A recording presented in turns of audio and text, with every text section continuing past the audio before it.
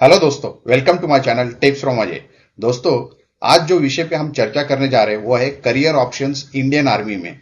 तो हम सबको पता है कि 12th के एग्जाम्स अभी मार्च में या फरवरी से शुरू हो जाएगी और जल्दी बच्चे लोग जैसे एग्जाम्स खत्म हो जाएंगे तो अलग अलग ऑप्शंस में देखना चालू करेंगे कि करियर में क्या करना है आगे जाके। उसी तरह ग्रेजुएशन के बाद भी करियर ऑप्शंस क्या है।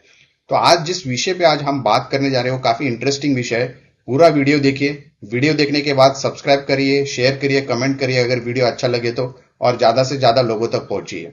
अभी हमने ये देखा है कि काफी इंटरेस्टिंग इंडियन आर्मी में करियर ऑप्शंस के लिए काफी चीजें देखने को मिल रही है। और इसी चीज को लेके एक ही प्लेटफॉर्म में अगर कौन कौन से कोर्सेस है, कहाँ कहाँ पे एग्जाम्स दे सकते हैं, उसकी क्या एलिजिबिलिटी है, कंडीशंस क्या होती है, अगर हमें ये वीडियो थ्रू मिल जाता है तो कितना बेनिफिट होगा सबके लिए। तो ये सोच के ही आज हमने वीडियो बनाया है। तो पूरा वीडियो देखिए। चलिए दोस्तों, विषय को लेके आगे चर्चा करते हैं। तो सबसे पहले है इंडियन आर्मी का ओवरव्यू। हमारा जो आर्मी जो इंडिया की है ये वन ऑफ द लार्जेस्ट और मोर डिसिप्लिन फोर्सेस है पूरे वर्ल्ड में। और यहाँ पे जो डिसिप्लिन कहते हैं वो सिर्फ यूनिफॉर्म में नहीं होते, तो इंटीग्रिटी, सिंसियरिटी और जो भी उनके जो एथॉस होती है आर्मी की उसमें दिखाई देती है। इसके साथ साथ जो अपॉर्चुनिटीज आती है एज ए कमीशन ऑफिसर्स, जेसीओज और अग्निवीर, ये सब हम लोग कवर करेंगे। हम ये देखेंगे कि 12th के बाद क्या अपॉर्चुनिटीज है, कैसे एग्जाम्स को क्रैक करना होता है, कहाँ बैठना है, क्या एलिजिबिलिटी है। उसके साथ साथ ग्रेजुएट के अंडर भी जो कोर्सेस होते हैं उसको भी हम देखेंगे। और जो बेनिफिट होता है आर्मी में आने के बाद उसमें क्या लीडरशिप क्वालिटीज, एडवेंचर और लाइफ लॉन्ग रिस्पेक्ट जो होता है ये सर्विस में हमें दिखाई देता है। तो आजकल जो ट्रेन बच्चों का दिखाई दे रहा है वो काफी टाइम से ये देखा जा रहा है कि सिर्फ इंजीनियरिंग और ये नहीं है, तो आर्मी के अंदर भी इंजीनियरिंग है, लॉ है। सिर्फ ऑपरेशंस करके ही ऑप्शन नहीं है, तो ये बाकी जो चीजें हैं ये सब हम देखेंगे। और जो बढ़िया अभी सर्विस में आके कितना बेनिफिट्स मिल रहा है, खासतौर पे सेंट्रल गवर्नमेंट मोदी जी जब से आए तो आर्मी के डिफेंस में क्या क्या बेनिफिट्स आ रहे हैं वो सब हम कवर करने की कोशिश करेंगे। तो ये देखते हैं कि अभी जैसा एंट्री रूट जो होता है 12th स्टैंडर्ड के बाद, तो सबसे पहला आता है नेशनल डिफेंस एकेडमी। तो जो 12th का है ये यूपीएससी कंडक्ट करता है, यूनियन पब्लिक सर्विस कमीशन। उसके बाद आता है 10+2 एंट्री जो होता है, ये टेक्निकल एंट्री लेवल का स्कीम है जो इंडियन आर्मी में ज्वाइन कर सकता है। तो एंट्री लेवल पे टेक्निकल, नॉन टेक्निकल लेवल के दोनों एंट्रीज होते हैं। और जैसा हमने बोला कि 12th के बाद पुणे में जो नेशनल डिफेंस एकेडमी है उसका जो एंट्रेंस होता है 12th के बाद, तो वहां पे हमें अगर क्रैक करना है तो 12th के पहले ये हमें उसका प्रिपरेशन करना जरूरी होता है। और उसकी एग्जाम्स जो होती है ये यूनियन पब्लिक सर्विस कमीशन कराती है। इसके साथ साथ जो रिसेंटली अगर हम सोल्जर रिक्रूटमेंट में देखते हैं तो ये अग्निवीर स्कीम है जो रिक्रूटमेंट के लिए कंप्लीट होती है। तो इन तीनों के रूट्स अलग अलग है, उनकी ट्रेनिंग और करियर पाथ्स क्या है ये भी हम थोड़ा समझने की कोशिश करते हैं। तो अभी जैसा नेशनल डिफेंस एकेडमी की बात कर रहे थे, तो जिस किसी को इंटरेस्टेड होता है 12th के बाद 11+2 अगर हमने साइंस में कंप्लीट किया है तो हमें आमतौर पे ये देखना होता है कि हमें मैथमेटिक्स में थोड़ा क्रैक होना जरूरी होता है, जिसमें हमें ये देखना है कि लॉजिकल रीजनिंग होता है, बेसिक मैथमेटिक्स होता है और इंग्लिश वोकेबलरी की टेस्ट होती है। ये सब तैयारी जो करनी है ये करना होता है। इसकी ट्रेनिंग जो होती है ये नेशनल डिफेंस एकेडमी खड़कवासला में होती है। और जैसे आपका वहां से ग्रेजुएशन कंप्लीट होता है तो इसके बाद इंडियन मिलिट्री एकेडमी देहरादून में ये फर्दर ट्रेनिंग के लिए जाते हैं। जैसा हमने बोला कि एलिजिबिलिटी है ये क्लास 12 तक है जो भी आर्मी में है। तो आप जैसा ही आपका जो एनडीए के लिए आप क्वालिफाई कर रहे हो तो उसमें आपका बेसिकली जो मैथ्स और जो आपका साइंस या जनरल अवेयरनेस और वोकेबलरी, लॉजिकल रीजनिंग ये सेक्शंस होते हैं उस एग्जाम में यूपीएससी जो कंडक्ट करती है एनडीए के लिए, वो क्रैक करना जरूरी होता है। और जैसा आपका वहां एग्जाम में लिस्ट बनती है और जो भी एलिजिबल स्टूडेंट्स कैंडिडेट पास होते हैं तो उनको एनडीए में एडमिशन मिल जाता है। इसकी एज की अगर हम डिफाइन करते हैं तो 16.5 से लेके 19.5 ईयर्स तक एज ब्रैकेट में आप क्रैक कर सकते हो एनडीए की एग्जाम्स के लिए, अनमैरिड ऑब्वियसली। सिलेक्शन क्राइटेरिया है तो ये रिटर्न एग्जाम होता है, इसके बाद सर्विस सिलेक्शन बोर्ड के थ्रू मेडिकल्स वगैरह होते हैं एक बार सर्विस सिलेक्शन बोर्ड होने के बाद। तो यहाँ पे नेशनल डिफेंस एकेडमी जो होता है यहाँ पे 3 साल का ट्रेनिंग होता है पुणे में। और ये ऑफिसर लेवल का ये जो भी ट्रेनिंग होता है उसके बाद जो आपका 1 साल आगे ट्रेनिंग होगा 1 ईयर का इंडियन मिलिट्री एकेडमी होगा। और यहां से जब आप पास आउट होते 1 साल के बाद after completing your Indian, after completing 1 ear training IMA से, देहरादून से, तो आपका पहला पोस्टिंग होता है ये लेफ्टिनेंट और ये परमानेंट कमीशन के अंदर आता है। तो जितने भी कैंडिडेट्स आईएमए के द्वारा पास आउट होते हैं वो सब और लेफ्टिनेंट परमानेंट कमीशन में ज्वाइन करते हैं डिफेंस में। उसके बाद हम लोग ये देखते हैं कि 10+2 की टेक्निकल एंट्री स्कीम जो है इसको भी कंडक्ट किया करते हैं इंडियन आर्मी के द्वारा। इसकी जो ज्वाइन एकेडमी joinindianarmy.nic.in करके ये वेबसाइट है, वहां आप चेक कर सकते हो। इसकी एलिजिबिलिटी है 12th PCM, मिनिमम 60% होना है। एज ब्रैकेट अगर हम देखते हैं तो 16.5 से लेके 19.5 ईयर्स तक इसका एज एलिजिबिलिटी क्राइटेरिया। सिलेक्शन अगर हम देखते हैं तो शॉर्ट लिस्टिंग जो है, उसके बाद रिटर्न के बाद सर्विस सिलेक्शन बोर्ड और मेडिकल्स होते हैं। इसकी ट्रेनिंग 1 साल होती है, ओटीए गया में होती है, और 4 साल के बाद ये technical at CME college of military engineering Pune में होती है इसके बाद, और जैसा है उसके बाद ऑब्लिक एमसीटीई महू में होते हैं। तो ये जो है ये आपका एमसीटीई महू और एमसीईएम ये सिकंदराबाद, तो ये अलग अलग टेक्निकल कोर्सेज के लिए, जैसा एमसीईएम है तो ये आपका जो ट्रेनिंग है ये इलेक्ट्रॉनिक्स एंड मैकेनिकल इंजीनियरिंग में होता है। फिर जो एमसीटीई महू है ये बेसिकली आपका टेलीकम्युनिकेशंस वाला जो है इसके अंदर होता है। तो ये अलग अलग ब्रांच इंजीनियरिंग के जो ब्रांचेस है उसकी ट्रेनिंग स्पेसिफिक लोकेशन में आप होती है। इसमें भी ऑफिसर लेवल का जो आपका रैंक होता है, आउटकम होता है, लेफ्टिनेंट टेक्निकल एंट्री द्वारा ये आपको दिया जाता है आफ्टर कंप्लीटिंग सक्सेसफुल ट्रेनिंग। इसके बाद दोस्तों होता है अग्निवीर, ये सोल्जर एंट्री है। इसमें जो खास तौर पे है ये कंडक्ट होती है इंडियन आर्मी के जो रिक्रूटमेंट रैलीज लगती है, तो खास तौर पे इसकी एडवर्टाइजमेंट पेपर में आती है। और इसकी एलिजिबिलिटी अगर हम देखते हैं तो ये 10th और 12th की जो डिपेंड होती है आपकी क्वालिफिकेशन, उसके बेसिस में आप अप्लाई कर सकते हो। एज क्राइटेरिया अगर इसका देखें तो 17.5 से लेके 21 साल में आप कंप्लीट करके इसके अंदर वो अप्लाई कर सकते हो।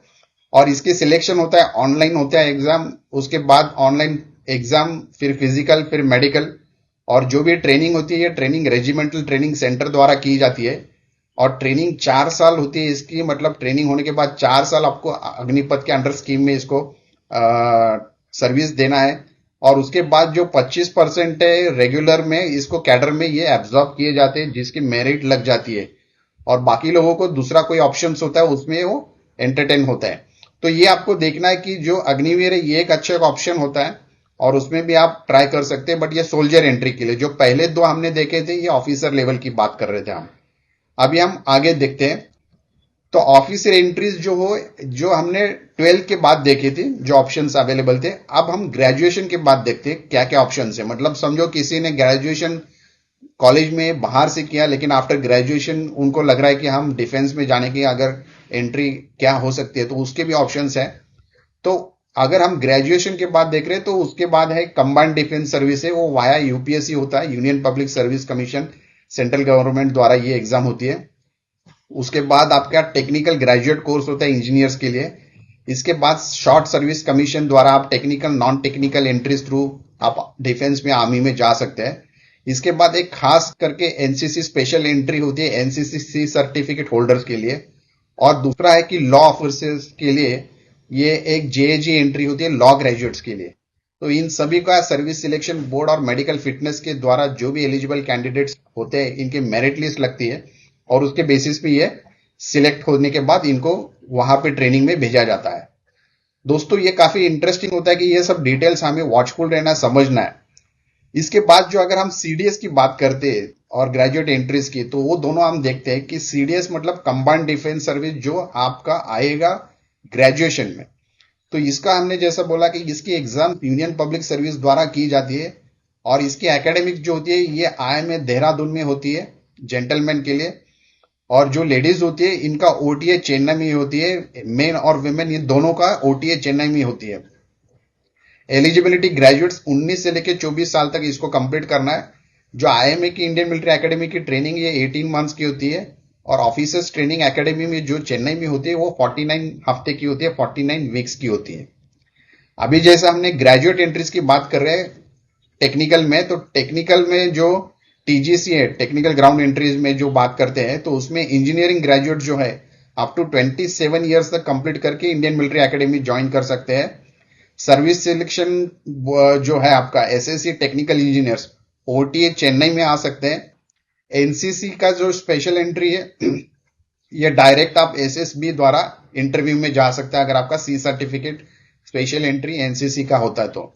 और जैसा एडजुटेंट जो है लॉ के अंडर लॉ ग्रेजुएट्स के लिए उनकी ट्रेनिंग ओटीए चेन्नई में होती है। इसके साथ साथ दोस्तों जो ट्रेनिंग एकेडमीज होती है ये इंडियन आर्मी की, तो खड़गवासला की जो ट्रेनिंग है एनडीए के लिए, जो 12th के बाद बच्चे जो आते हैं पढ़ने के लिए वहां पे जो सिलेक्ट होने के बाद, तो इनकी 3 साल की वहां ट्रेनिंग होती है और ये ट्राई सर्विस है, मतलब इसमें आर्मी नेवी और एयरफोर्स तीनों के लिए ट्रेनिंग दी जाती है। इंडियन मिलिट्री एकेडमी जो है ये खास तौर पे जो एनडीए में पास आउट होने वाले जो बच्चे हैं और जो 1 साल के लिए देहरादून में आते हैं, 1.5 साल की ट्रेनिंग होती है, और जो आर्मी में आते हैं तो उनके लिए देहरादून में ट्रेनिंग होती है, 1.5 साल की जो ऑफिस ट्रेनिंग होती है। ओटीए की जो ट्रेनिंग होती है ये ऑफिसर्स ट्रेनिंग एकेडमी चेन्नई में होती है, जिसको हमने बताया कि 49 वीक्स की होती है। शॉर्ट सर्विस कमीशन, मतलब ये परमानेंट कमीशन नहीं होते, ये शॉर्ट सर्विस कमीशन के लिए आने वाले लोग होते हैं। उसी तरह सीएमई एमसीटी और एमसीईएमसी जो पुणे महू सिकंदराबाद, ये जो हमने टेक्निकल एंट्रीज जो देखी है इंजीनियरिंग के लिए, इनके 4 साल की टेक्निकल एंट्रीज यहाँ पे होती है। और रेजिमेंटल सेंटर जो है अक्रॉस इंडिया होते हैं सोल्जर ट्रेनिंग के लिए, जो अग्निवीर द्वारा सिलेक्ट होते हैं। तो ये अलग अलग एकेडमीज है इंडियन ट्रेनिंग जो देती है आर्म फोर्सेस, तो ये अलग अलग एकेडमी में ये ट्रेनिंग होती है। दोस्तों अभी ये देखना जरूरी होता है कि प्रमोशन और करियर ग्रोथ क्या होता है अगर हम ज्वाइन होते हैं और पास आउट होते हैं। जैसा हमने बताया कि अगर हम इंडियन मिलिट्री एकेडमी से एज ए ज्वाइन करने के बाद, जैसा इंडिया से पास आउट होके हम इंडियन मिलिट्री एकेडमी ज्वाइन करते हैं, वहां 1.5 साल का इंडियन मिलिट्री एकेडमी का ट्रेनिंग कंप्लीट करने के बाद जब हम वहां से पास आउट होते हैं तो पहली पोस्टिंग हमारी होती है एज ए लेफ्टिनेंट। लेफ्टिनेंट से 2 साल के बाद हम कैप्टन बनते हैं। कैप्टन से लेके अगर हम 6 साल कंप्लीट सर्विस करते हैं तो हम मेजर बनते हैं। मेजर से लगभग हमारा जो 13 साल का टोटल सर्विस होता है तो उसके बाद हम लेफ्टिनेंट कर्नल होता है। और जो आगे वाले जो प्रमोशंस होते हैं वो आपके बोर्ड के द्वारा होते हैं रिकमेंडेशन, और उसके बेसिस पे ये आपके lieutenant colonel and above promotions वो बोर्ड द्वारा जो भी एलिजिबिलिटी क्राइटेरिया उसके थ्रू हो जाते हैं। इसी तरह जो अग्निवीर के जो सोल्जर्स का प्रमोशंस होता है, इनमें प्रमोशंस जो होते हैं नाइक होते हैं, नाइक से हवलदार और हवलदार से जेसीओ, और जो भी है अप्लाई करके आर्मी कैडेट कॉलेज में ये डिसाइड हो जाता है। तो दोस्तों ये एक बढ़िया करियर ऑप्शन हमने आज देखा, और डिफेंस में इतने बढ़िया ऑप्शंस है, टेक्निकल एंट्रीज के हैं, ग्रेजुएशन इन इंजीनियरिंग के बड़े बड़े ऑप्शंस है, आप लॉ में बड़ा ऑप्शंस देख सकते हो, और उस तरह से ये सेंट्रल गवर्नमेंट की सर्विस है तो इसके पे पैकेजेस पेंशन ये लाइफ टाइम आपका अच्छा रहता है, और आप फिजिकली फिट रहते हो और एक प्राइड फील करते हो यूनिफॉर्म में रह के देश की सेवा करना।